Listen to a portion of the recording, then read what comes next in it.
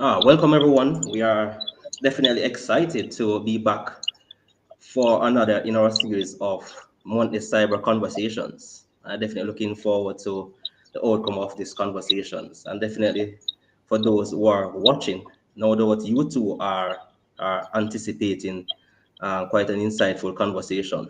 And today we are going to be hearing from different perspectives on the subject of cyber insurance. And to share in the conversation, we have our regular um, individuals, Edo Gainer of CISA Tier. We have Chris Carter, our risk advisor, and Brent Deterden, our Chief Information Security Officer. And you might have also watched or listened to many conversations or discussions surrounding this subject of cyber insurance because it's a serious issue than ever before, for sure. And to put things into perspective, let me share with you just a few highlights from three articles that I've actually come across, find very interesting, just to force to put things into perspective. And one of them says that cyber insurance market to reach 34 billion by 2021. Right. And in a second article, it says that as business and industries continue to shift towards digitalization to drive efficiency in operations or in operational processes, cyber threats are increasingly becoming a key risk. Consequently, there's a growing need for businesses to ensure they are protected against such threats. So the fact still remains that there are many organizations or businesses that are in constant discussion, normally between the executive management stakeholders and the security leaders in the various organizations as it relates to the investment or cost to the business for many, in many cases, for a number of reasons, for sure, as it relates to insurance. So despite the benefits that can be derived from cyber insurance, which is considered a risk treatment option or a compliance requirement, businesses or organizations may just decide to put funds aside to deal with cyber incidents. So, guys, cyber insurance dilemma, to insure or not to insure? That's the question. So, for many, they may ask, why refer to it as a dilemma? That's one of the big questions I actually saw in one of the conversations as it relates to this um, conversation. But before we actually get into that, guys, can you, I mean, we could start with any one of us. I mean, Chris, Edo, I mean, what's your perspective on this issue of cyber insurance? Yeah, so I'll jump in. I want to, because this is an insurance conversation, I want to say everything that I say is completely my opinion. It may or may not reflect that of my previous, my current, or my future employers, my Disclaimer. partners, my clients, or anyone that I do business with, or any of the non-for-profit organizations that I'm associated with. Okay, so I want to be very clear with that. Same here. Having said that, I think there are a number of factors. It doesn't necessarily have to be a dilemma. My perspective is there are a number of factors that will cause a company or an organization to see this as a dilemma or to insure or not to insure. One, I think, is the industry. That's the first one, right? What kind of industry are you in? Do you have such as healthcare, finance, retail, whatever, right? The second is the size of the organization. The third is the sensitivity of your data. It could also be regulatory compliance. It also, would things like your risk tolerance or your risk appetite, right? And the final thing I would say is the cost of cyber insurance. So if your risk treatment option is to insure, and the cost to mitigate, the cost to insure the damage is actually less than the damage that it would cause, then yes, absolutely, you'd go down that path. But if it's higher, then it becomes cost prohibitive, and then you would then choose to either accept the risk or take a different risk treatment. So those are kind of my declarative statement in terms of how you want to deal with the cyber insurance dilemma, so to speak. Yep. I don't have a dilemma because my clients require it in their contracts, so I don't really have an option. It kind of ticks me off, honestly, because I'd much rather have a discussion with my CFO and exec team about whether it's worth it or not, given the cost and all that. But I don't get a choice in the matter, which kind of stinks. But it is what it is, right? That said, if I didn't have the client requirements, or if I was able to kind of self-insure some, I would really like that because I'm pretty confident in my security posture of my organization, and I would rather set money aside and do that. But to your point, that's based on my organization, my security posture, our financial position, threat actors we face, the industry we're in, all of that stuff definitely applies. And I think sometimes the instinct is like, oh, well, you have to insure. And it's like, do you suppose Elon Musk has life insurance? Nope, doubt it, right? No way, right? Why would he? He's self-insured, right? So think about it. Like, there's a reason that the insurance companies have way, way bigger buildings than I have, right? They figure out, like, they can use the money better. And they know, but, and this, this can almost get into the risk quantification thing, right? We can say things about the industry on the whole, right? I know exactly, or say State Farm knows exactly what a 43-year-old white guy in Northern Illinois is gonna cost. They know what my rates are because they know the aggregate of the entire of my demographic on what I'm going to cost for car insurance, but they cannot accurately predict what I'm going to cost them, right, as an individual. So we have pretty good numbers about the industry. We don't have really good numbers about individual people, and so it's inherently subjective, right? It's inherently very, very specific to you. Yeah, I would tend to agree. First, I think there is no one size fits all. Obviously, you mentioned Chris very well. There is the industry regulations, type of company, and lots of elements which requires actually to make a decision. It's not no yes question. It's the answer for that. The answer is probably it depends. It depends on all of these subject matters that you have mentioned, Chris and Brent. So definitely these are the type of things. However, I think that I would point that this all cyber insurance industry has been evolving in the last 10 years and has been making many changes. It started off by the insurance companies having no data no actuary data in order to really define what's the premium you should pay. So they just point a number, go ahead and let's get insurance. There are many companies want it, let's just get it.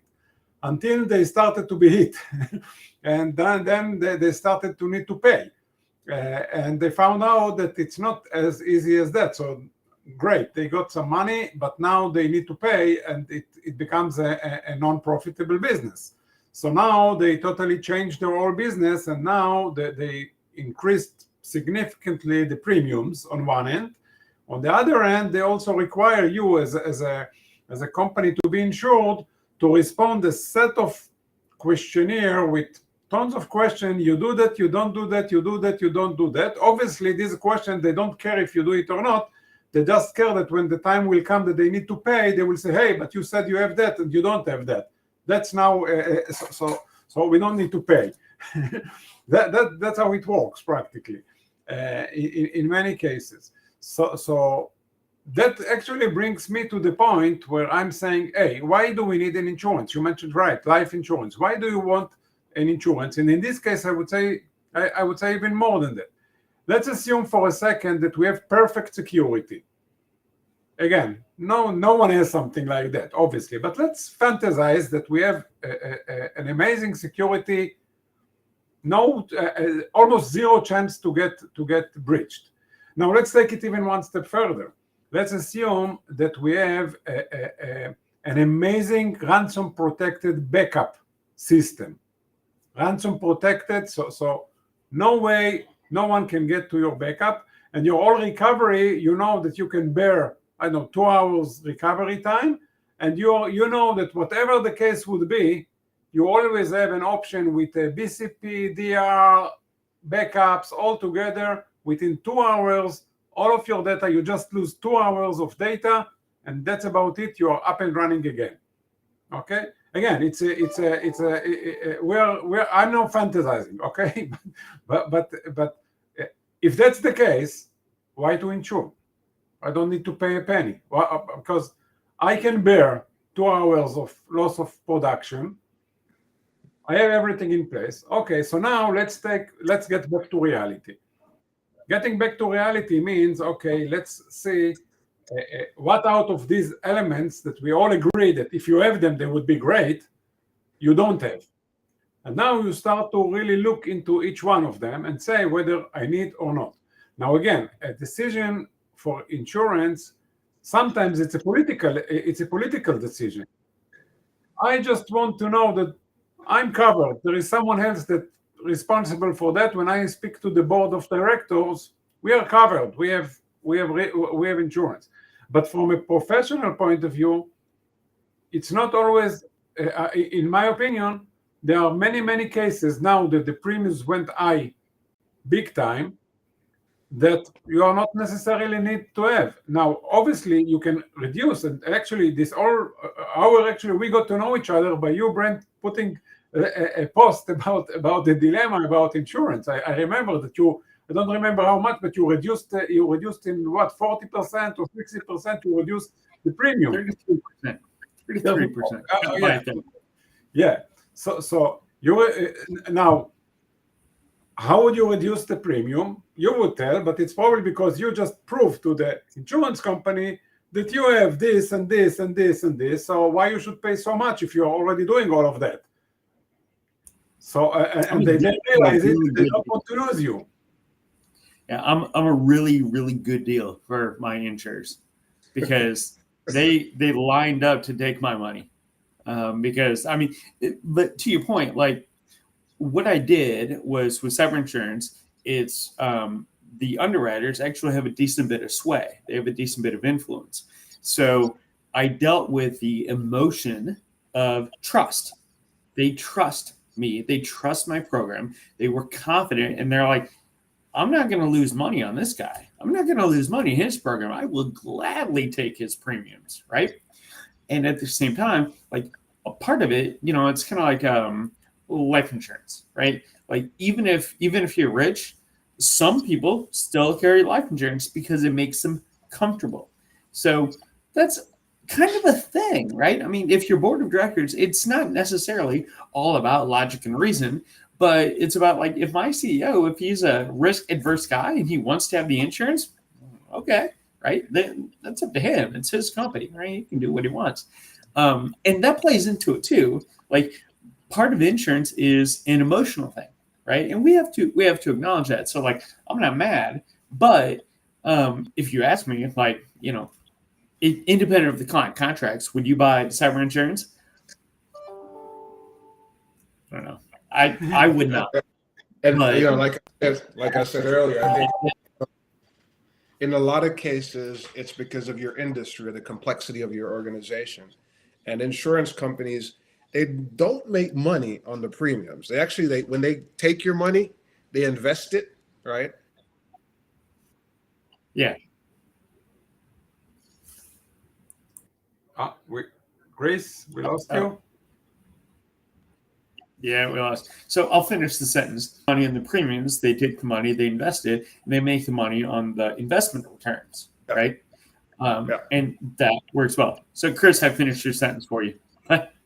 No, I appreciate it. My wife is getting up and down, but yeah, that's really it. And I think to your point, Brent, sometimes it's an emotional decision. Unfortunately, like you said, the reason why Elon Musk doesn't get life insurance, it doesn't make any sense. The cost of giving someone your money with the hopes that, right? Because it's a bet. Insurance is they're betting that you're going to lose, and they're betting that you're going to win, and you're betting that you're going to lose, right?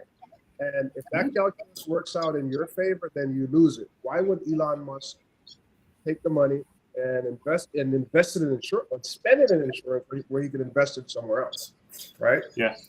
But if it makes him sleep better at night, that's the cost of him going to bed better at night, is his insurance premium. So yeah, that makes.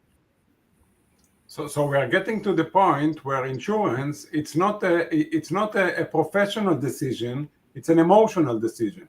Not always. In some cases. Right? Because emotion plays into it. You know, because Brent, for example, he may say he may have clients or customers who say, I will not do business with you unless you prove to me that you have insurance, right? Mm-hmm. He has regulators who say, if you don't have insurance, there's a fine that you'll have to pay, right? You may have the board who says, based on our risk posture, we feel comfortable, and therefore you're going to get insurance. Whether you like it or not, you're going to get it, right? So there are a number of factors. Emotions is one of the drivers, right? That kind of seals the deal for whether you'll purchase insurance or you'll not purchase insurance. Yeah. You know that actually reminds me. We at Cysoteria, our actually main message at Cysoteria is turn cybersecurity into a non-issue. That's our message. Now, it's not just our message; it's our belief. Now, how do we define make cybersecurity a non-issue? There are two main elements that defines that. One is the breach probability, which the research speaks about 66% ransom breach probability. That was recently actually a half year or 1 year ago by Ponemon, a research they've been published, speaking about 66% probability. Okay, so that's number one. 66 probability of ransom breach. In our case, if you use Cysoteria, we can show that you get to about 4%. So that's to me a non-issue. If we are able to prove that you get from 66% breach probability to 4, to me it's a non-issue. Then there is another part for that, which is time to recover. Time to recover, the Statista speaks about 20 days time to recover. We speak about 4 or 5 hours time to recover. That's to me, again, non-issue. Now, putting it back into insurance case, if cybersecurity is a non-issue, why to insure? Yeah, another argument that I would make, again, if I didn't have legal requirements that I had to have this, is I would make the argument to we're a privately held company, right? To my executive team, I'd make the argument that I'm a better deal. That every dollar you put into cyber insurance is, I'll call it half as useful for risk mitigation as it is with me. That you would rather give me money and let me do things than you would transfer the risk via cyber insurance. I think that's a very, very valid argument as well, right? And at the end of the day, it's funny to me, but so there are some things that as a CISO, I say, this is my call. Like my job, I will own material risk. Like I don't push that away. I say, I will make sure we don't do really, really stupid. Some of the other stuff I may have to formally transfer risk or whatever, but the decision on cyber insurance is 100% not mine. And the reason being, especially with me, I'm a private company, is it's not my money. It's not my risk tolerance that makes the difference. It's my owner, right? The owner of the company, it's his risk tolerance. And in this case, I am an advisor, right? I'm providing information. Whereas in other things, I'll own this, this, and this, but that's your call, right? Because it's, in this case, not my decision. It's his money. No, if it's a board, then it's different. Then it's about shareholder value and stakeholders and all that kind of stuff. But there again, every circumstance is a little bit unique, right? Like private company, go to the owner. So what do you think would actually, let's assume that we would have in this discussion an insurance broker. What would a cyber insurance broker, obviously, or someone that would like to sell us insurance?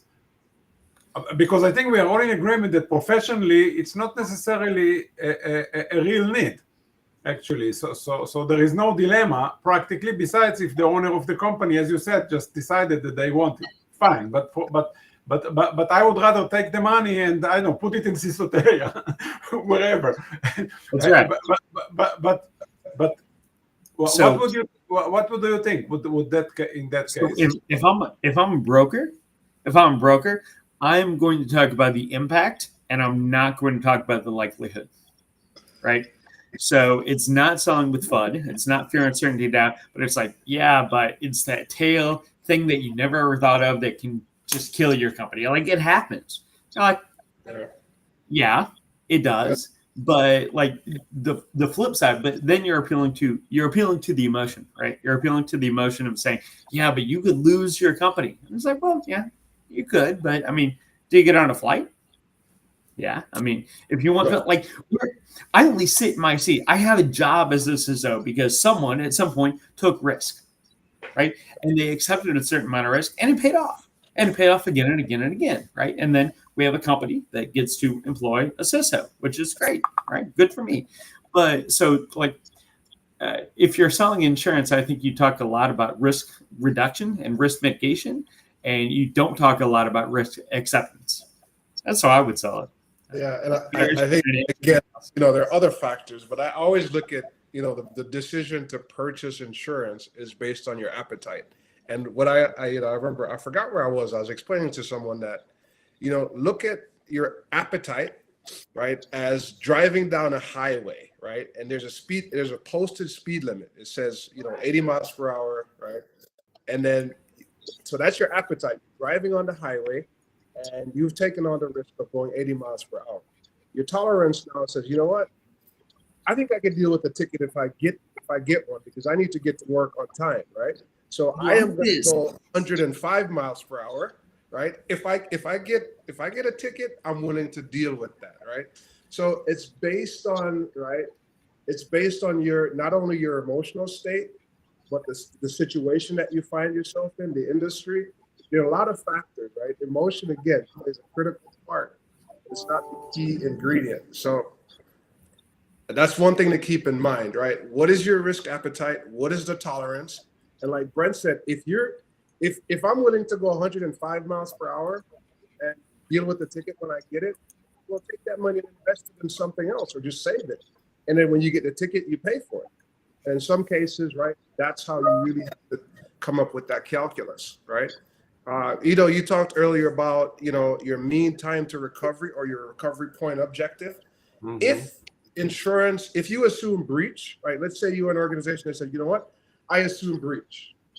Then you better purchase. You're going to operate on the paradigm that I'm breached. Therefore, I'm going to implement zero trust model. You're going to say, you know what, I'm going to have to purchase insurance because I'm assuming that I have bad guys in my environment. My data could be exfiltrated anytime. It could be locked up. Anything can happen. So therefore, I am not ready to deal with that consequence, and therefore, I'm going to purchase insurance just in case, right? Stuff happens. Guys, just a quick question is that persons are asking how it is that you actually present to the executives in terms of giving that solid reasons. Because one of the questions is, what is the return on investment? They see this as more of a cost to the company based on the fact that the likelihood of maybe a cyber attack or breach on the organization might be not as impactful or maybe not that inevitable. So how do you actually make that decision for insurance? I have a very strong opinion on this, but I'd love to hear what Brent or Ido says before I chime in. No, go ahead, man. Go ahead. I wrote down, by the way, your example of speed limit on interstate. I wrote that down. I'm gonna make a LinkedIn post about it. I'll credit you. You know, I don't subscribe to the idea that cybersecurity is a return on investment. And I love to speak in analogies, because when you speak to board members or folks who are not necessarily security minded in language they can understand, I think it's an effective way to get a point across. You know, you have, let's say you go to work, you get a salary, and a portion of your salary you choose to invest, 401k, whatever. A portion of it you use it to buy food to keep you nourished and to keep you healthy. And so I see cybersecurity not necessarily as it's not a return on investment. I liken it to going to the grocery store, buying food to keep you healthy, buying milk, eggs, and the day-to-day stuff, just to ensure that you could go back to work and make money in order to go back. So it's just a cost of doing business. It's a value. I see cybersecurity as a value-added center. It's not a cost center. It's not a profit center. It could become a profit center, but I wouldn't say it's a cost center. It's a necessary cost that allows you to drive your business by implementing things that allow you to be more valuable and allow you to work towards a more secure posture. I'm for someone who grew up in finance and accounting, I find it hard to come up with a calculus that cybersecurity is going to accrue me certain returns on my investment. It is an investment, but the return side, I think, is of you not being impacted by a breach, or by a compromise, or by something that will negatively impact your revenue, your reputation, regulatory environments, or your ability to function as an organization.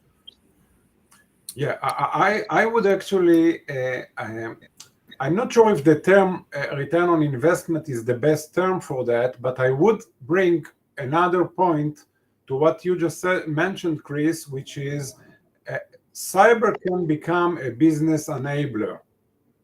And what do I mean by business enabler is that if you're in an industry that all of your competitors, let's assume that you hold PII data, and all of your competitors do nothing with that, and you're doing something to the extreme of saving or securing the data of your customers, and now actually you start promoting your product by saying, hey, our product is different from all of the competition by we are securing our data.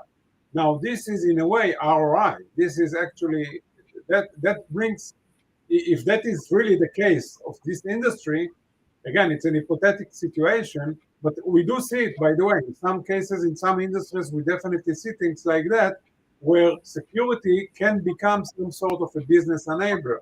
So now, as a business enabler, you start seeing actually money getting back out of that. Again, I would not say that this is because of the cyber insurance, because cyber insurance is not a business enabler.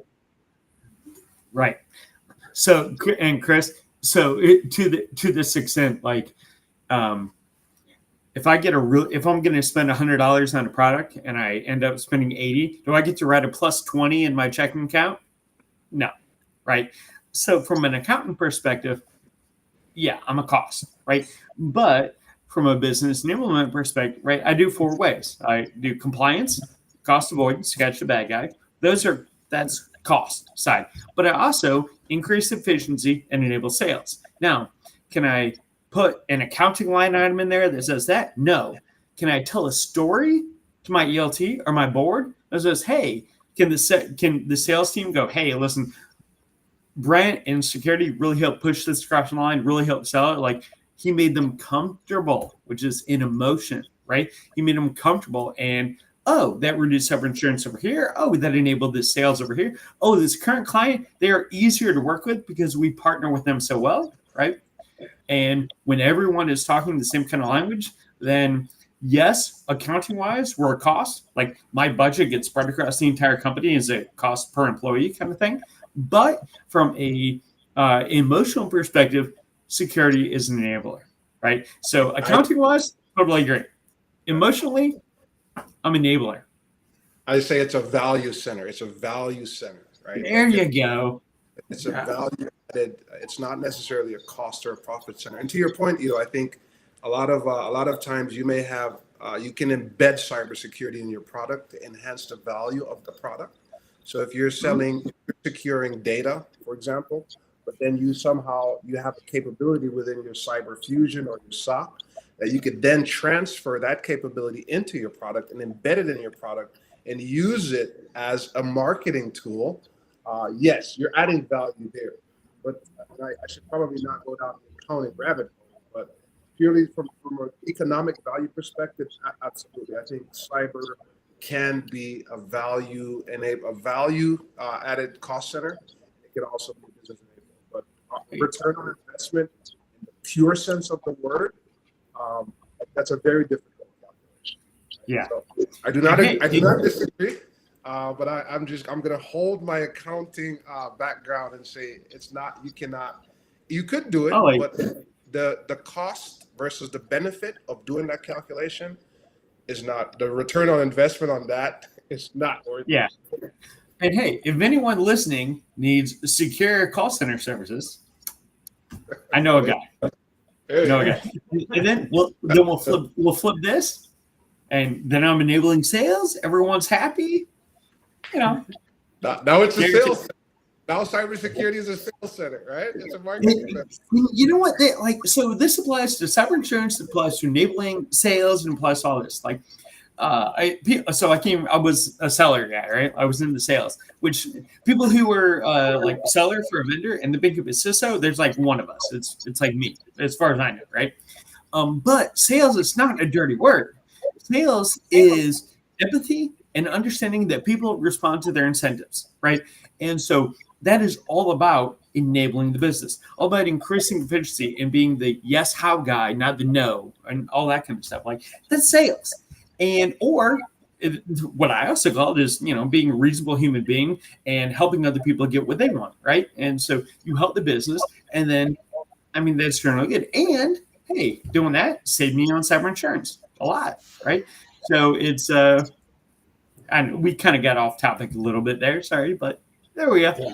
Yeah, but I think I want just to add to that in speaking about the ROI.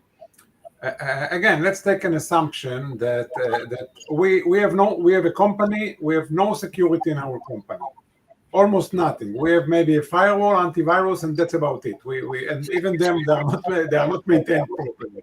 Okay, and then we want insurance, and then we go to a broker saying, hey, we would like to get cyber insurance, and then the cyber insurance will say, no, we would not insure you unless you do 1, 2, 3, 4, 5, 6. And actually, in one of the messages that one of the people listening to us just mentioned, they would come up with a list of things like you need to do that and that and that and that. So what does it mean? Before you come to get in cyber insurance, go ahead and invest X amount of dollars to bring yourself to a place where you will become approved to be insured. So now where to put the money? You are putting the money actually making security, which this is what you're supposed to do without insurance or not related to insurance. You are supposed to make, for your customers, you need to do it. For your employees, you need to do it.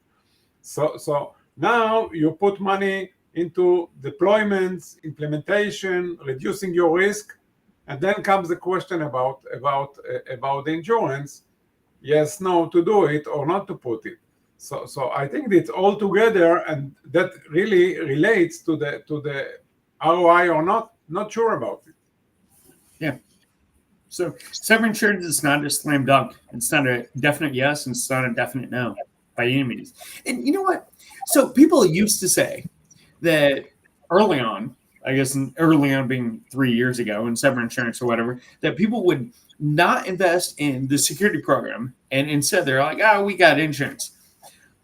I have to think I don't know. I can't imagine that being the case. I feel like that situation never actually really happened. But maybe it did, but that's just a bad idea. It's just no, we're not going to invest in these tools. We're just going to cover, and if something happens, then we get coverage. It's no. I don't know. I kind of think it's a straw man, but Chris or Ida, have you guys seen that? Did anyone actually say that? Like, we're not going to do this EDR, MDR stuff. Instead, we're just going to get cyber insurance. Did anyone actually really say that? I think it was the case when cyber insurance started offering their services a few years ago. That was the case. But now it's no more, because the insurance companies no longer, they are not anymore willing to pay just for that. If you want, you need to, again, you have a questionnaire with a you need to have an EDR and the SIMSOC and blah, blah, blah. Now, if you have all of that, then again, my point, so it's kind of, in a way, for the insurance companies, it's taking the carpet under, from their feet, because now I'm putting everything to put security. So I have good security. So why to insure? Man, I'm telling you, I should go start a cyber insurance company, because I can be like, here, you do these things, I'll give you crazy amounts of coverage. That's fine. And if you do those things, you're not getting popped. You're not going to get popped. So I found that Cisoteria, do Cisoteria and get security to become a non-issue. Yes. No, that's, we laugh about this, but that's actually an industry. That industry is actually, it's coming. I've talked to people who they're starting up a cyber insurance company, and what they do is, and this is happening especially in this SMB sector, right? The small to medium size. Yeah. I talked to you guys. They go after them and they help. So do you have multi-factor authentication? You encrypt. Do you have email protection? Do you have an EDR? Do you have all these different solutions that will lower your risk? And over time, what we'll do is, to Brent's earlier point, the 30%, we'll lower your premium. Therefore, the likelihood of you getting compromised goes down. The likelihood of us making money goes up, and it's a win-win situation, right? We make money, and it's a perfect world. It's like a safe driver discount or whatever, right? It's like, okay, well, I know, and really, like, God, man, you, like, me personally, like, you give me a company of like 50 people, 100 people, something like that, and I'll be like, tell you what, we'll put YubiKeys everywhere. Everyone can only authenticate with YubiKeys, only on corporate devices, and we'll put EDR everywhere. And I'll give you $1 million in coverage for, I don't know, 10 grand, whatever. They're like, okay, I'll sign those companies up every single day, and I'll cover it personally. Like, okay, that's fine, because they're not getting, like, that's a good deal for me. I like it, right? So I should do this. Found a company. Let me ask you a question, which is an interesting one, which relates very much to this matter. I'm sure you have been familiar with the recent security by design efforts of the federal government, that we have seen that they are kind of pushing more and more towards security by design. Now, again, let's fantasize on a world where security by design really works, okay? Which is another question. But in that case, where will insurance and cyber insurance become a dilemma or not? If, for example, Microsoft produces an operating system that has no vulnerabilities, no patches, kind of a dream world. So could cyber insurance get so good, or could regulation get good enough that cyber insurance doesn't have a role? I don't know. I doubt it, and here's why I doubt it. I'm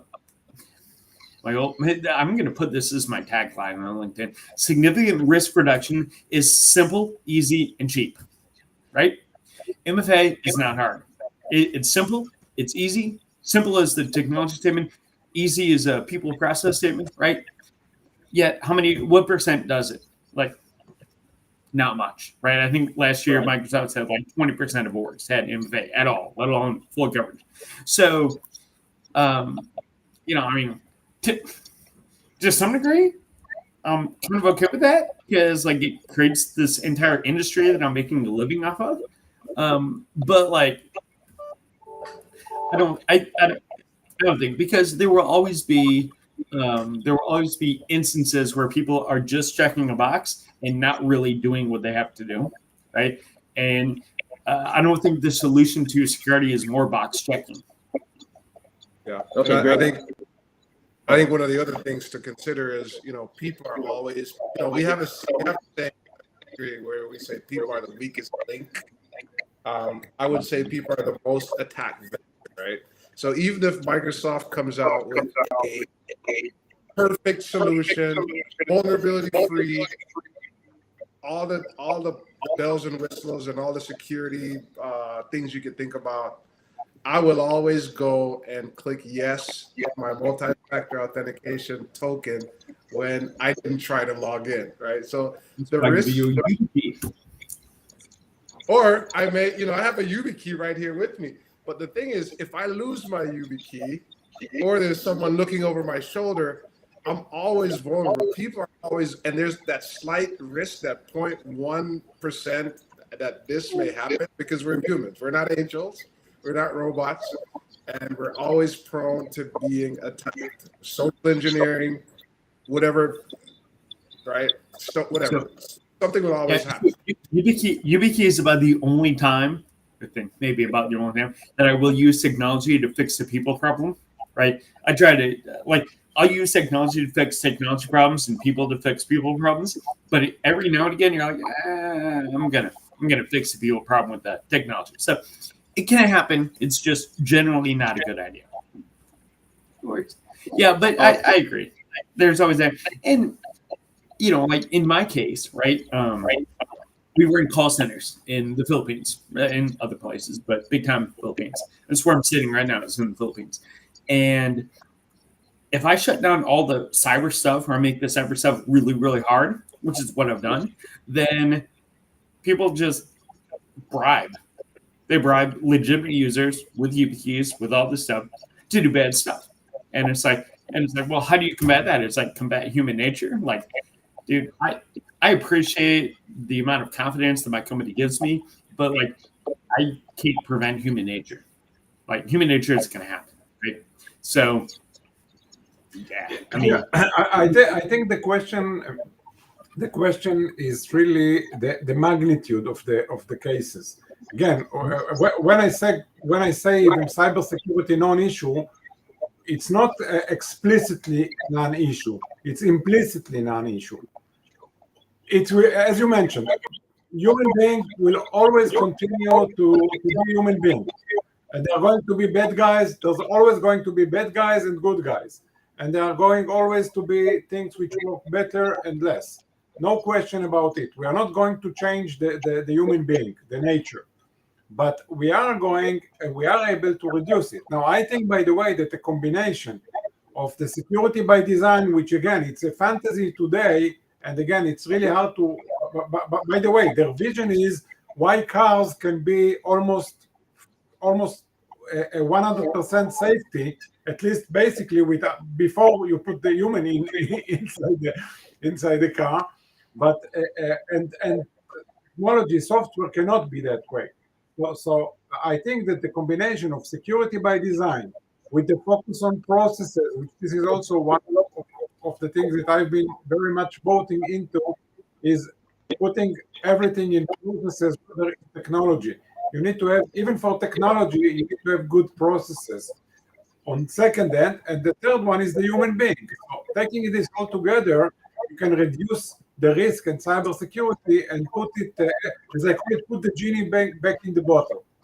Yeah, I agree, and I think my closing statement. I know we're right at the middle of the hour. My closing statement would be, in terms of, is it a dilemma? Overall, I think the decision to purchase cyber insurance will depend on a number of factors, right? And the companies should carefully think about, carefully assess their risk and evaluate the potential benefits and the cost associated to purchasing cyber insurance. And we talked about the different challenges. +2. What Ido and Chris said, I agree. Yeah. Same here. That's a very great point, guys. And just to wrap up this interesting conversation, I just wanted to insert this into our conversation. Hopefully we are able to see this. So cyber attacks set to become uninsurable, says his Zurich chief.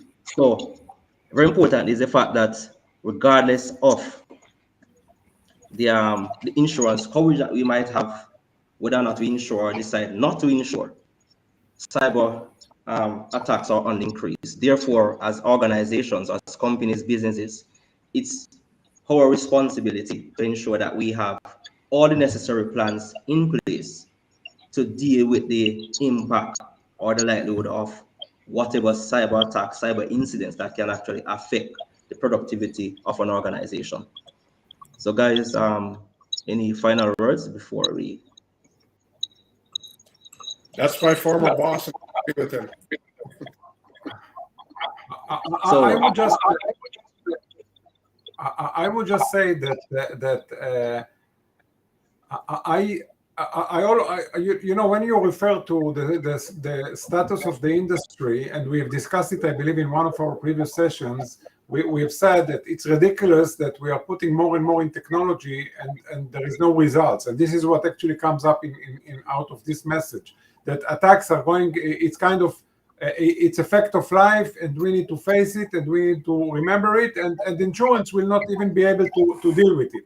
That's not my. I'm optimistic, actually. I do think that the industry is solvable. I think that, as Brent just mentioned before, it's simple, it's easy, and it's cheap. You just need to know what you do.